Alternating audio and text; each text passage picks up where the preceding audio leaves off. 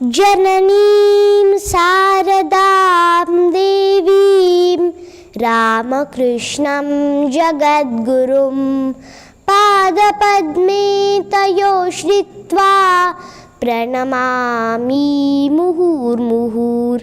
नमः श्रीयतिराजाय विवेकानन्दसूरये सच्चित्सुखस्वरूपाय स्वामिने तापहारिणे स्वामिने तापहारिणे। नमस्कार, माझे नाव सौम्या अमोल अलबते।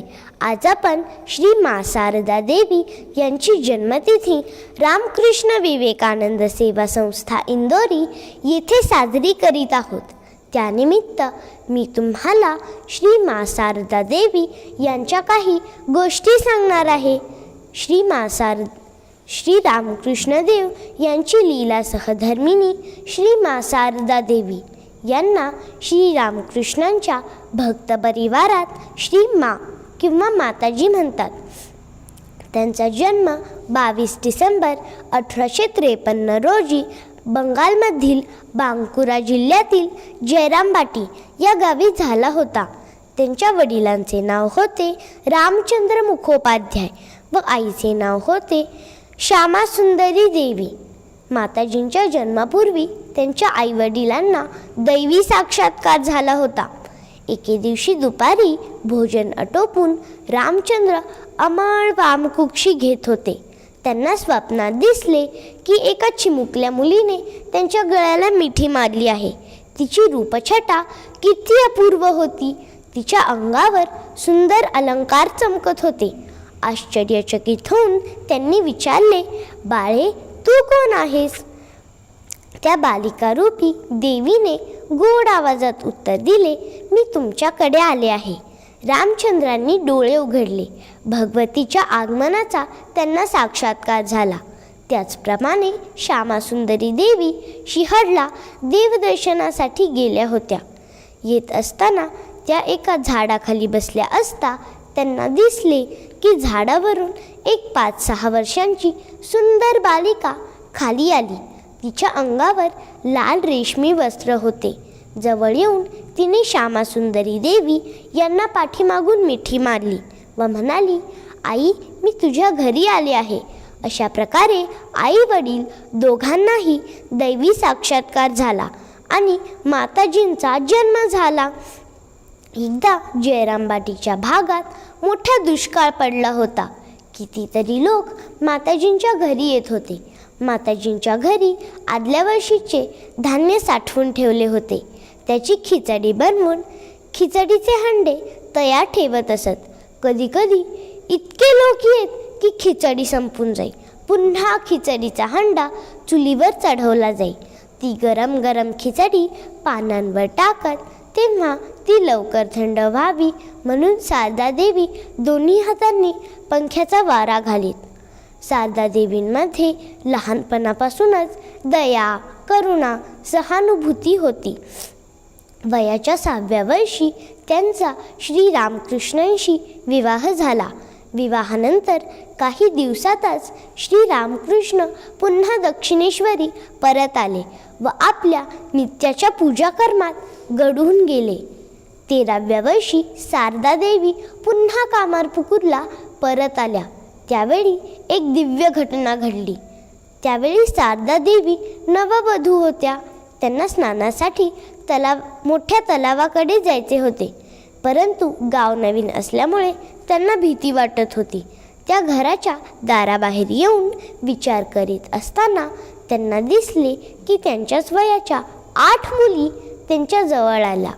त्याही स्नानासाठी तलावाकडेच निघाल्या होत्या। शारदा देवी चालायला लागल्यावर त्यातील 4 मुली त्यांच्या पुढे तर 4 मुली त्यांच्या मागे चालू लागल्या। जितके दिवस शारदा देवी कामारपुकुरमध्ये होत्या तितके दिवस रोज या मुली त्यांच्या सोबत यायच्या। पुष्कळदा त्यांच्या मनात विचार यायचा की दररोज यावेळी स्नानासाठी येणाऱ्या या मुली कोण असतील बरे? काही दिवसांनी त्यांना असे कळले की अशा मुली त्या गावात नव्हत्याच, खरे तर त्या देवीच्या अष्टसख्या होत्या. काही दिवसांनी गावामध्ये श्रीरामकृष्णांबद्दल निरनिराळ्या अफवा पसरू लागल्या. लोक म्हणू लागले की ते पागल झाले आहेत. शारदा देवी व्याकुळ अंतःकरणाने देवाची प्रार्थना करीत आणि स्वतःशीच विचार करीत, लोक जे म्हणतात ते खरे असेल काय? तसे जर असेल तर अशा वेळी मी त्यांच्यापासून असे दूर राहणे ठीक नाही. फाल्गुन पौर्णिमा जवळ आली होती. त्यानिमित्त शेजारच्या स्त्रिया स्नानासाठी गंगेला चालल्या होत्या.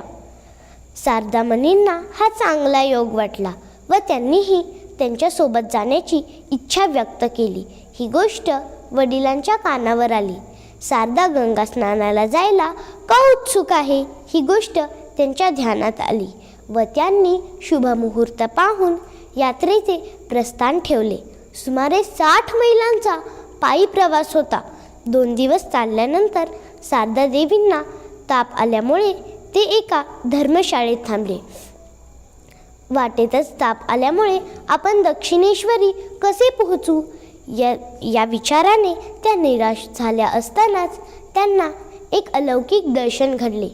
शारदा देवी तापामुळे बेभान होऊन पडल्या होत्या. तेव्हा त्यांच्याजवळ एक स्त्री येऊन बसली. ती वर्णाने काळी होती, परंतु ती खूप सुंदर होती. तिने शारदामणींच्या अंगावरून हात फिरवला. तिच्या स्पर्शाने सारा दाह कसा शांत झाला. शारदामणींनी विचारले, तुम्ही कोठून आलात? ती स्त्री म्हणाली, मी दक्षिणेश्वरहून येत आहे. शारदा देवी आश्चर्यचकित होऊन म्हणाल्या, दक्षिणेश्वरहून? मी तर ठरवले होते की त्यांना पाहीन, त्यांना भेटीन, त्यांचे दर्शन घेईन आणि त्यांची सेवा करीन, परंतु वाटेतच ताप आला. ती स्त्री म्हणाली, तू काळजी करू नकोस, तू लवकरच बरी होशील, दक्षिणेश्वरी पोहोचशील आणि त्यांचे दर्शनही घेशील. शारदामणींनी विचारले, तुम्ही आमच्या कोण आहात? ती स्त्री म्हणाली, मी तुझी बहीण आहे. माताजी दक्षिणेश्वरी एका बंदिस्त जागेत राहत होत्या. त्यांना रोज 300-350 कणकेच्या पोळ्या कराव्या लागत. त्या कामांमधूनही त्या दिवसाचा लक्ष जप करत असत. सुरुवातीला नौबतखान्यात शिरताना डोके आपटायचे. एकदा तर डोके फुटले देखील. अशा बंदिस्त जागेत राहिल्यामुळे त्यांच्या पायांना संधिवात झाला. त्यामुळे नंतर त्यांना खूप त्रास सहन करावा लागला. हळूहळू त्यागी भक्तांपैकी काही जण दक्षिणेश्वरीच राहू लागले. ठाकूर अत्यंत काळजीपूर्वक त्यांचे आध्यात्मिक चरित्र घडवीत होते. जास्त खाल्ल्याने साधनेत बाधा येऊ नये म्हणून कोणाला किती पोळ्या वाढायच्या हे ठाकूर स्वतः नौबतखान्यात जाऊन सांगत असत. ठाकूरांनी बाबूरामला 4 तर राखालला 6 पोळ्या नेमून दिल्या होत्या.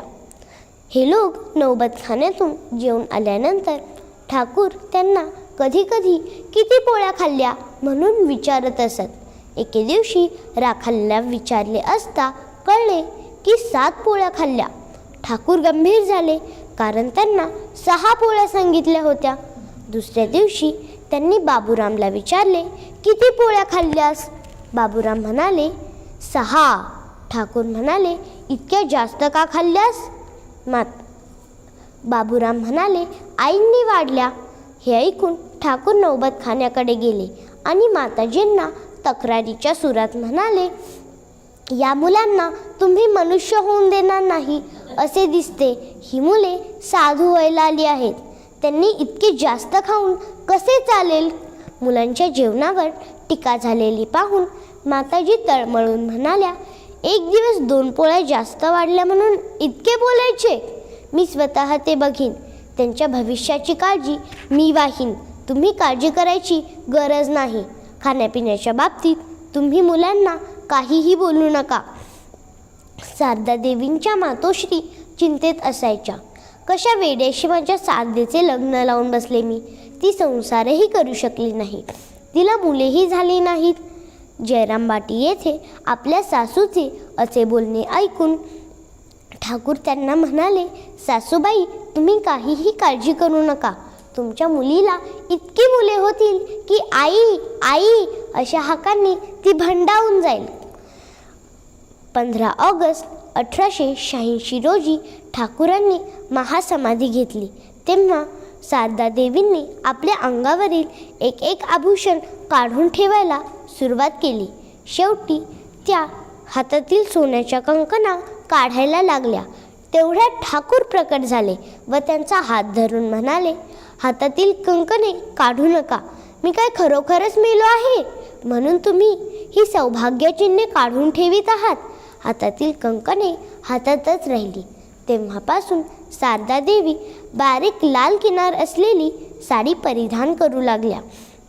श्री रामकृष्णांच्या लीला समाप्तीनंतर माताजींनी आपले स्नेहपंख पसरले आणि सर्वदा रामकृष्ण संघाचे संरक्षण केले. जगाला मातृत्व भावाचा पाठ शिकवण्यासाठीच शारदा देवींनी देह धारण केला होता. त्या प्रथम आई होत्या, नंतर गुरु होत्या. त्यांनी असंख्य लोकांना मंत्रदीक्षा दिली होती. माताजींनी अनेक तीर्थस्थळांना भेटी दिल्या होत्या. शेवटी 20 जुलै 1920 कलकत्ता येथे शिवयोग साधून माताजी महासमाधीत लीन झाल्या. अशा या दिव्य मातृत्व असलेल्या मातेला मी वंदन करून इथेच थांबते. ओम शांती शांती शांती. हरिः ओम तत्सत्.